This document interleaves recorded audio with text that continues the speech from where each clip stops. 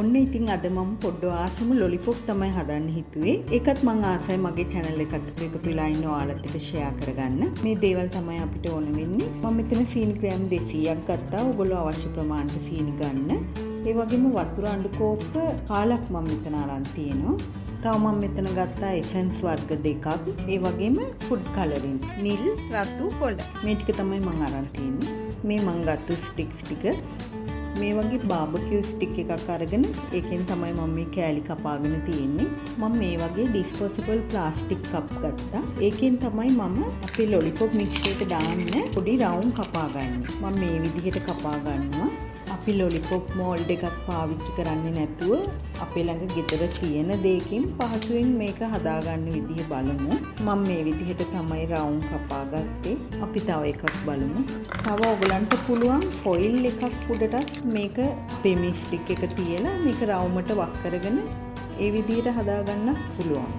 අපේ ස්ටික් එක දාන්න පුළුවන් විදිහට මේ වගේ පොඩි කොටුවක් කපා ගමු. තව විදිහකට බලමු. මේ වගේ පොඩි ට්‍රේ එකක් වගේ එකක් අරගෙන ඒකට අයිසින් සුගර් ටිකක් දාලා මේ විදිහට ෆ්ලැට් කරගමු. මම මේ විදිහේ පේපර් කප් එකක් අරගෙන තමයි මෝල්ඩ් එක හදාගන්නේ. ඊට ලොලිපොප් එක අවශ්‍ය සයිස් එකට මොකක් හරි පියනක් හරි ග්ලාස් එකක් හරි මේ සඳහා ගන්න පුළුවන්.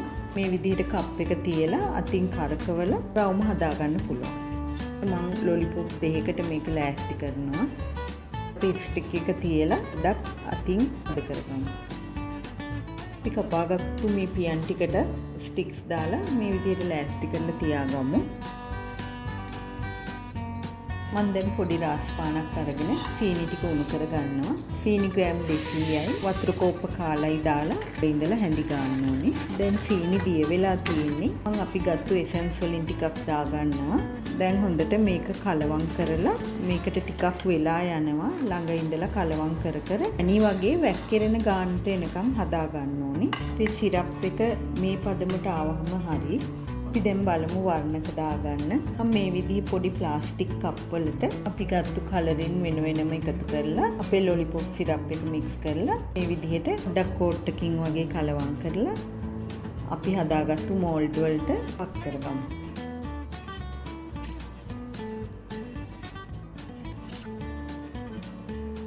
අපි අයිසින් සුගර් දාලා ලෑස්ති කරගත්තු ට්‍රේ එකටත් මේ විදිහට සිරප් වක් කරගමු.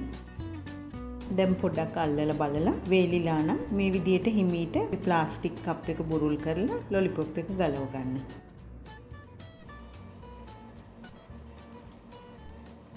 ඉතින් මේ තියෙන මේ විදිහට අපි හදාගත්තු ලොලිපොප්.